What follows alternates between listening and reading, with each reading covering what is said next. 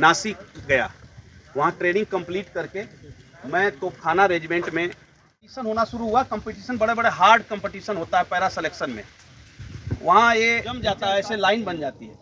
वहाँ मैंने 6 महीना रहा।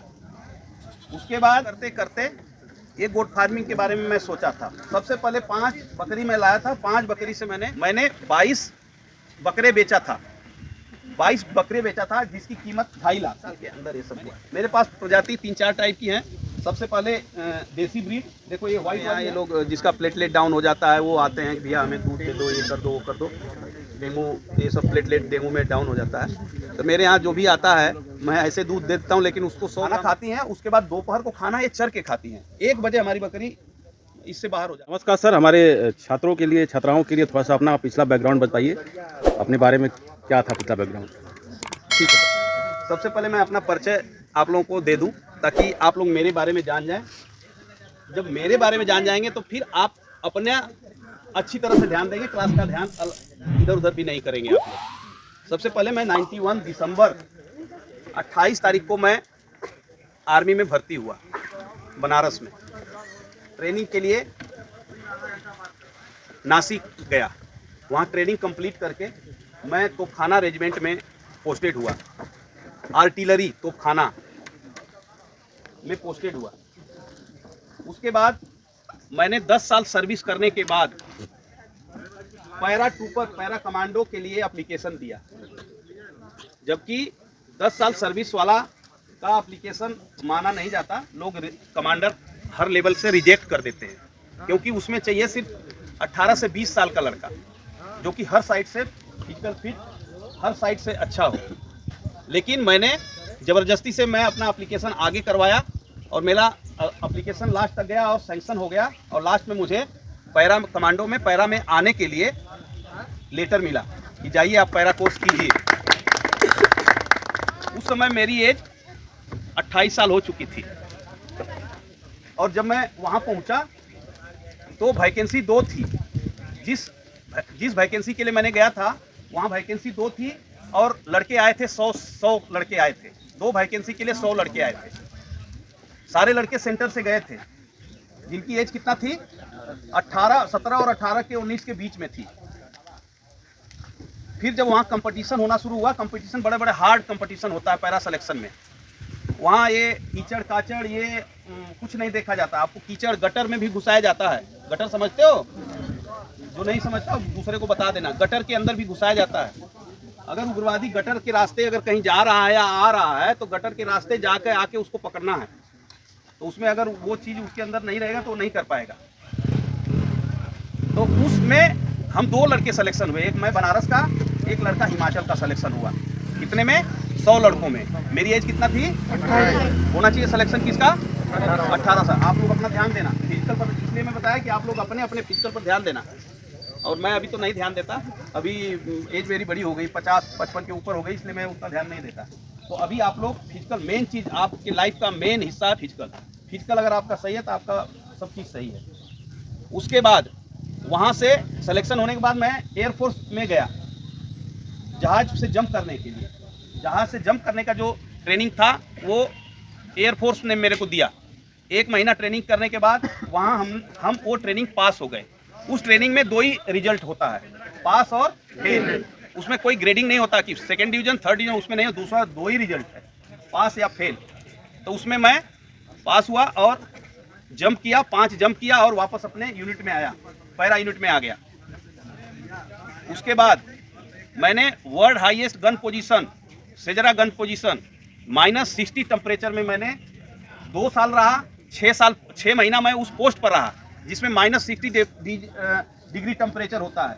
पानी ऐसे गिराने पर ज़मीन तक जाने में वो जम जाता है, ऐसे लाइन बन जाती है। वहाँ मैंने 6 महीना रहा। उसके बाद वर्ल्ड हाईएस्ट मोटरोला, मतलब मोटर जहाँ गाड़ी जाती है, वर्ल्ड हाईएस्ट, वहाँ हमारी 1 महीना की ट्रेनिंग हुई, खरदुंगला टॉप। वहाँ से फिर हम वहाँ गए वर्ल्ड हाईएस्ट गन पोजीशन में, सियाचिन ग्लेशियर उसको बोलते हैं। उसके बाद 2014 में मेरा सिलेक्शन हुआ इजराइल जाने के लिए। इजराइल और सीरिया के बीच में युद्ध चल रहा था। यूएनओ के तरफ से मेरा सिलेक्शन हुआ नो आर नो पीस, मतलब वहाँ समझौता कराने के लिए। तो वहाँ हम जा कर के इजराइल और सीरिया के बीच में हम लोग लड़ाई से उनका समझौता कराए थे 2014 में। फिर वापस यूनिट में आए। उसके बाद मैं पैरा ट्रूपर का, जो हवाई जहाज से गन, गाड़ी, घोड़े जो गिराए जाते हैं, उनका मैंने ट्रेनिंग किया। उसमें AXI रिजल्ट है मेरा, जो बड़ी बड़ी गन और तोप जहाज से गिराया जाता है। और पैरा के थ्रू वो अपने जमीन पर लैंड करती है। उसके बाद वेपन ट्रेनिंग, नासिक सेंटर में वेपन ट्रेनिंग का मैं टीचर हूँ। रंगरूटों को, नए लड़कों को मैंने 1 साल वहाँ ट्रेनिंग दिया, ट्रेनिंग इंस्ट्रक्टर रहा हूँ। ये मेरा खुद का आप लोग को बताया हूँ। इसके बाद सर कैसे गोट फार्मिंग में आ गए थोड़ा सा? इसके बाद मैं अब आता हूँ गोट फार्मिंग में। मैं लेयर का रखते पहले ही बताया था कि लेयर का काम करते करते ये गोट फार्मिंग के बारे में मैं सोचा था। सबसे पहले 5 बकरी मैं लाया था, 5 बकरी से मैंने स्टार्ट किया। इंटरेस्ट धीरे धीरे बढ़ता गया। मैं 2.5 लाख इन्वेस्ट किया इसके अंदर। 2.5 लाख इन्वेस्ट किया तो मैं कुछ बकरियां और ब्रीडर लाया। इनमें भी सर बहुत सी प्रजातियां होती हैं, किन प्रजातियों से आपने गोट फार्मिंग का स्टार्टअप किया था? मैंने 3 से स्टार्ट किया था। एक तो सबसे पहले देसी गोट लाया था, उसके बाद ब्लैक बंगाल लाया था, उसके बाद तोतापरी लाया था। इन 3 ब्रीड से स्टार्ट किया। उसके बाद अभी मेरे पास ब्रीड भी ज़्यादा हैं और बकरी भी ज़्यादा हैं। लोग कोई भी स्टार्टअप करते हैं सर, तो कुछ लोग बाहर से बकरियां मंगाते हैं, बकरियों के बच्चे मंगाते हैं अपने फार्मिंग के लिए, कुछ लोग लोकल खरीदते हैं। तो आपने कहाँ से मंगाया था और किसको बेस्ट मानते हैं? जी, मैं सबसे पहले मैं जहाँ रह रहा हूँ उसके 10 किलोमीटर सराउंड में ही मैं जो बकरी खरीद के लाया। मैं जहाँ रह रहा हूँ उससे 10 किलोमीटर के सराउंड से ही बकरी खरीद के लाया। मैं बाहर से बकरी कोई नहीं मंगाया। राजस्थान से, हरियाणा से कहाँ बकरी आती हैं, ट्रक का ट्रक गिरती हैं, लेकिन उसमें से मैंने एक भी नहीं लिया। देखने जाता था कैसी नस्ल है, क्या है, कैसा है, लेकिन मैं लेता नहीं था। ये अपने क्षेत्र से ही एक खरीद के मैं 2.5 लाख का खरीद करके लाया था। उसके बाद इनका खान पीन, पालन पोषण करके ये आज इस स्थिति में पहुंचाया हूं इनको। पिछले गर्मी में, मतलब मई में, पिछले गर्मी जो बीत गई उस मई में मैंने 22 बकरे बेचा था। 22 बकरे बेचा था जिसकी कीमत 2.5 लाख रुपये। मैंने इन्वेस्ट कितना किया था और मैंने प्रॉफिट कितना पाया? 2.5 लाख। बोल रहा हूँ ना मैं अभी। मैंने पिछली गर्मी में 2.5 लाख का 22 बकरा 2.5 लाख का बेचा था। कितने का बेचा था? 2.5 लाख का। और मैंने बकरी खरीदा कितने में था? 2.5 लाख का। तो मैं अपना जो पैसा इन्वेस्ट किया था वो मैंने निकाल लिया, समझ गए। उसके बाद मैंने ये झोपड़ी था, इस झोपड़ी से मैंने स्टार्ट किया था। आज इस झोपड़ी को मैं हिलाया नहीं हूँ, ऐसे रखा हूँ, इसका मेंटेनेंस करता रहता हूँ, इसको गिरने नहीं देता, क्योंकि ये क्या हमारा इनिशियल चीज़ है। उसके बाद मैंने ये छोटा सा ये फार्म बनाया, ऐसा बनाया, ये नॉर्मल बिना पैसे का लगा करके, मतलब कम पैसा। ये इसमें 50,000 रुपया लगाया, जो कि बाकी सामान घर का, ये लकड़ी लुकड़ी देख रहे हैं, इनको सोने के लिए बनाया हूँ, बैठने के लिए बनाया हूँ। ये बकरी जमीन पर कम, ऊपर रेत पर, टीले पर, लकड़ी पर, ऊबड़ खाबड़ पर ज़्यादा रहना पसंद करती है, इसलिए उनको उसी टाइप का बनाया हूँ। ऐसे देखो, ये देखो, ये पेड़ रखा हूँ यहाँ पर कि छोटे बच्चे पेड़ के ऊपर चढ़ के कूदते हैं, बैठते हैं, इस पे ऊपर रहते हैं। उसके बाद वो देखो अंदर चारपाई टाइप का बना रखा हूँ, वो देखो उधर है। उसके बाद खाने पीने का वो मैं जो गन्ने का गुड़ पेरते हैं, जो गांव वाले होंगे लड़के जानते हैं, वो कर रहा है। उसके अंदर बम्बू चारों तरफ से बांधा हूँ, उसी में चारा डालता हूँ, उसमें चारों तरफ से बच्चे ये बकरियाँ खाती हैं। इसलिए मैंने किया हूँ कि एक दूसरे को देख करके, थोड़ा चारा में आप माल कम भी डालते हैं तभी एक दूसरे को देख के वो खाते रहते हैं। ऐसा होता है ना कि अगर मैं कुछ खा रहा हूँ या आप कुछ खा रहे हो तो आपका खाना देखकर मेरा वो होता है कि यार मेरा भी मन करता है खाने। तो वही, इसीलिए मैंने वो घुमा कर किया हूँ कि एक दूसरे को देखते रहेंगे और खाते रहेंगे, इसीलिए वो सब चीज़ मैंने किया हूँ। आज के डेट में 86 बकरी हैं मेरे पास, जिसमें मेल फीमेल बच्चा मिला कर, छोटे बच्चे जो 4-6 दिन के बच्चे हैं वो भी मिला करके मेरे पास 86 आज के डेट में है। आज के डेट में इसकी कीमत 8 लाख से 10 लाख कीमत है मेरे बकरियों की कीमत। तो मैंने खरीदा कितने में था? 2.5 लाख में, जिसमें 5 का कीमत नहीं बता रहा हूँ। वो ऐसे मेरे को मिला था 5, ठीक है। और सिर्फ मैंने 2.5 लाख इन्वेस्ट किया, 2.5 लाख का बेच दिया, और आज के डेट में मेरे पास 8 से 10 लाख का गोट है। तो इनके प्रजातियों के बारे में बच्चों को बताएं, जो कि कौन कौन सी प्रजाति होती हैं। ये 3 साल के अंदर हुआ है। ये 3 साल में, मेरा पीरियड 3 साल का है, 3 साल के अंदर ये सब हुआ है। मेरे पास प्रजाति 3-4 टाइप की हैं। सबसे पहले देसी ब्रीड, देखो ये वाइट वाली है, ये वाइट वाली, काली वाली जो छोटे छोटे नस्ल के हैं, ये देसी नस्ल है, ठीक है। और उसके बाद ब्लैक बंगाल, ये जैसे ये एक है कबरी है, एक वो अंदर है ब्लैक बंगाल, और ये भी ब्लैक बंगाल में आएगी। ये बच्चा है ब्लैक बंगाल का है, वो सिरोही है। प्रॉफिटेबल सर कौन सी नस्ल की बकरियां होती हैं? अगर कोई स्टार्टअप करना चाहता है, ध्यान इधर, अगर कोई स्टार्टअप करना चाहता है तो किस नस्ल की बकरी से स्टार्ट करें जो कि ज़्यादा प्रॉफिटेबल हो उनके लिए? जी, सबसे अच्छा मुझे प्रॉफिटेबल ये लगता है कि देसी और ब्लैक बंगाल, देसी और ब्लैक बंगाल, ब्लैक बंगाल और देसी में मैं इसलिए बोल रहा हूँ कि इनका खान पीन का खर्च कम है, खाने पीने का खर्च कम है, बच्चे क्वांटिटी में ज़्यादा देती है। अब मेरी एक गोट है, आज से 7-8 दिन पहले 4 बच्चा दी है, 4 बच्चा दिए। अगर चारों बच्चा में अगर उनको जिला लेता हूँ और 1 साल भी रह लेते हैं तो एक बच्चा अगर 10,000 का बिकता है तो कितने का हो गया? 40,000 का। एक दूध मैनेज करना पड़ेगा, जैसे जो एक बच्चा दी है उसको पिलाना पड़ता है, इसीलिए तो इसका कर्मचारी इसके अंदर रखे जाते हैं। सॉरी, वो जो है वो जो राजू उसको दिखा, वो जो उसके पीछे 2 बच्चे घूम रहे हैं, ब्लैक बंगालो 4 बच्चा दिए। हाँ, ये तो मेल वाले ज़्यादा महंगा बिकते हैं इसमें। हाँ, मेल ही बेचता हूँ मैं, अभी फीमेल तो बेच नहीं रहा हूँ। फीमेल तो मैं अभी बढ़ा रहा हूँ, मेरा टारगेट 500 का है अभी फिलहाल में, 500 जाने के बाद फिर पता चलेगा इसका। ये है ब्लैक बंगाल, ये 4 बच्चा दिए ये हाँ, तो थोड़ा इसकी एज ज़्यादा हो गई है। अब बहुत सी ऐसी बीमारियां हैं जिनमें बकरियों के दूध का उपयोग किया जाता है, तो कौन कौन सी बीमारियां हैं, थोड़ा उसके बारे में बच्चों को बताएं ताकि जानकारी हो जाए। अभी हमारे यहाँ ये लोग जिसका प्लेटलेट डाउन हो जाता है वो आते हैं कि भैया हमें दूध दे दो, ये कर दो, वो कर दो, डेंगू, ये सब प्लेटलेट डेंगू में डाउन हो जाता है। तो मेरे यहाँ जो भी आता है मैं ऐसे दूध देता हूँ, लेकिन उसको 100 ग्राम से ज़्यादा दूध नहीं देता, 100 ग्राम से ज़्यादा दूध नहीं देता, और उनसे मैं पैसा नहीं लेता। कहीं कहीं हमने देखा है कि लोग जो है 400 रुपये लीटर के हिसाब से भी बकरी का दूध बेचते हैं। हाँ, बेचते हैं, लेकिन मैं उसी को हाँ करता हूँ जिसको दे सकूँ, और जिसको देता हूँ उससे पैसे नहीं लेता। बीमारी के लिए पैसा क्या लेना, 100 ग्राम दूध का क्या पैसा लेना। अगर वो 1000 रुपया भी दे देगा तो 4 दिन ले 4000 रुपया, उससे क्या होगा? उससे अच्छा उस आदमी के आशीर्वाद से आपका या मेरा और बढ़ेगा। इसलिए मैंने किसी से अभी पैसे नहीं लेता कभी दूध। समस्याएं कहाँ आती हैं सर गोट फार्मिंग में? गोट फार्मिंग में समस्याएं ऐसी आती हैं कि सबसे पहले तो इनको बरसात और सर्दी का सीज़न बहुत ही खतरनाक सीज़न माना गया है इनके लिए। सिर्फ गर्मी में ये सूख बचती हैं, गर्मी में ये खूब हंसते हंसते रहती हैं, बाकी बरसात और जाड़े में ये थोड़ा सा मनोबल डाउन करके रखती हैं। तो उस मनोबल को ऊंचा करने के लिए आपका मैनेजमेंट उसके अंदर होना चाहिए कि आप वो दुखी हैं तो आप अपना मैनेजमेंट से उनको खुश करो, हंसाओ, तब वो आपको प्रॉफिट देंगे। समझ गए?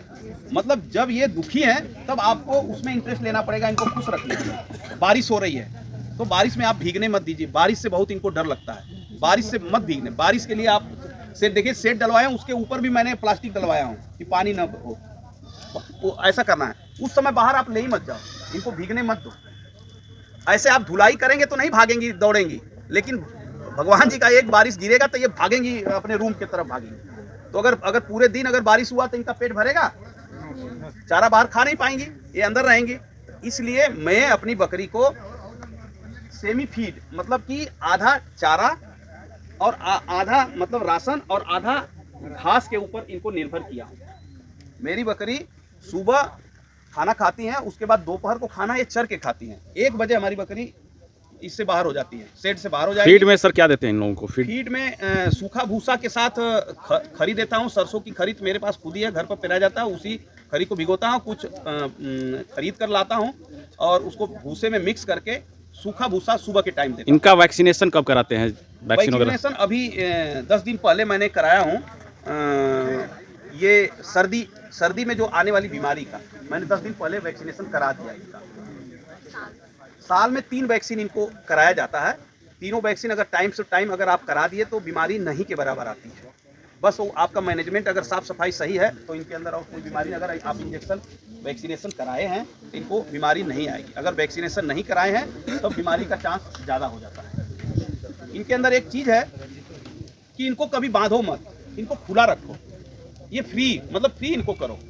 फ्री करने से ये जहाँ दिल करे वहाँ रहेंगी। तो उसमें अगर थोड़ा सा कम भी खाएंगी, कब भी पानी पिएंगी, खुश रहेंगी। और एक उनको अच्छा सा चारा खिलाकर, अच्छा सा पानी पिला करके, गले में बांध करके टाइट करके रख दो तो वो नर्वस हो जाती है। तो इनको फ्री रखो, जहाँ दिल करे लड़े, भागे, दौड़े, कूदे, जो करना है वो करे। जैसे मीटिंग के लिए, जैसे कि आपस में मीटिंग करते हैं या बाहर से आप सीमेन या वेटरी के थ्रू आप करवाते हैं? हाँ, दोनों मैं करता हूँ, लेकिन अभी फिलहाल में बाहर से मैं नहीं कराता। मेरे पास ब्रीडर है, ये तोतापरी का ब्रीडर रखा हूँ, और जैसे भी समय आता है तो इनके साथ होता है। मैं बाहर से सीमन वगैरह का व्यवस्था नहीं करता, सब अवेलेबल है, उपलब्ध है। ब्लॉक में डॉक्टर हैं, वो बोलते भी हैं, लेकिन अभी हम वहाँ से नहीं, हमारे पास अवेलेबल है, हम पैसे क्यों खर्च करें। और मैं जैसा चाहता हूँ वैसा मेरे पास है। मेन चीज़ इसमें ब्रीडर का है। आप जितना अच्छा ब्रीडर रखेंगे, आप समझ लीजिए कि इसमें जो भी मेरे पास देसी और ब्लैक बंगाल हैं, सबका नस्ल चेंज हो चुका है तोतापरी के साथ, तो वो उनका ब्रीड थोड़ा सा अप हुआ है, क्रॉस ब्रीड में हो गया, क्रॉस में थोड़ा अप हुआ है। तो कभी भी ऐसा ही काम करना है। अगर आप कोई अच्छी चीज़ ले करके उससे अच्छा ब्रीड करके आप उसके करेंगे तो आप बेनिफिट ज़्यादा रहेगा आपको। अगर धूप जिसको लग रहा है वो अंदर आ सकता है। सर, ये आपका जो आपने पुश्तैनी था या लीज पे लिया? नहीं, ये मेरा पुश्तैनी है। वो जो दुकान है वो मेरी है, उसके पीछे से लैंड यहाँ तक फार्म तक मेरा है, उसके बाद उधर ये मेरे पिता मतलब दादा वादा के टाइम का है, पुराना पुश्तैनी। इधर से कोई हाथ ऊपर कर रहा था। हाँ, क्या होती होगी उनकी? सॉरी,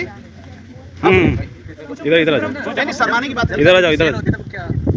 अच्छा, रेट दो टाइप का, एक केजी के हिसाब से बिकते हैं, एक ऐसे ही मैंने बोला 100 रुपया, आपने बोला 95 रुपया, उसमें करके मैंने दे दिया आपको। नहीं सर, मेरा क्वेश्चन ये है ना कि उनकी एज क्या होनी चाहिए जब उनको हम बेचने के लिए? बेचने के लिए ओके, 1 साल तक आपको निकाल देना चाहिए। 1 साल का बच्चा आपको निकाल देना चाहिए। 1 साल तक आप जितना खर्च किए उतना ठीक है, 1 साल तक आपको निकाल देना चाहिए। नहीं तो जब बड़ा बच्चा हो जाएगा तो ज़्यादा खाएगा और ग्रोथ तो उतना ही रहेगा उसका। तो इसलिए 1 साल में ही उसको, हाँ, 1 साल होते उसको निकाल दीजिए। सर, आप गोट फार्मिंग भी कर रहे हैं और आप लेयर फार्मिंग भी कर रहे हैं, आपके अकॉर्डिंग मोर प्रॉफिटेबल बिजनेस कौन सा है? 1 मिनट, ये ध्यान इधर, क्वेश्चन एक बार फिर से क्वेश्चन कर रहा है। क्वेश्चन हाँ, बोलिए, दोबारा बोलिए क्वेश्चन। सर, आप लेयर फार्मिंग भी कर रहे हैं और गोट फार्मिंग भी कर रहे हैं, तो आपके अकॉर्डिंग कौन सा बिजनेस ज़्यादा प्रॉफिटेबल है और कम रिस्की है? ओके, ये गोट फार्मिंग लेयर फार्मिंग से ज़्यादा फायदेमंद है, ज़्यादा प्रॉफिटेबल है और ज़्यादा कम रिक्सी है। वो ज़्यादा रिक्सी है, कम प्रॉफिटेबल है। लेकिन इसके वो पर डे का है, ये ईयरली है। आपको ईयरली पैसा आएगा और वो पर डे पैसा आएगा, इसलिए लोग उसको ज़्यादा पसंद करते हैं, इसको कम पसंद करते हैं। लेकिन प्रॉफिटेबल ये ज़्यादा है। लार्ज स्केल प्रोडक्शन इसका थोड़ा टफ। बिल्कुल। सर, एक बकरी कितना दूध देती है? दूध तो ये सब बच्चे को अपने पिला ले, जिला ले, उतने ही। बकरी कैसी है, 100 ग्राम भी देगी और 1 केजी भी देगी। हाँ, अभी देखो।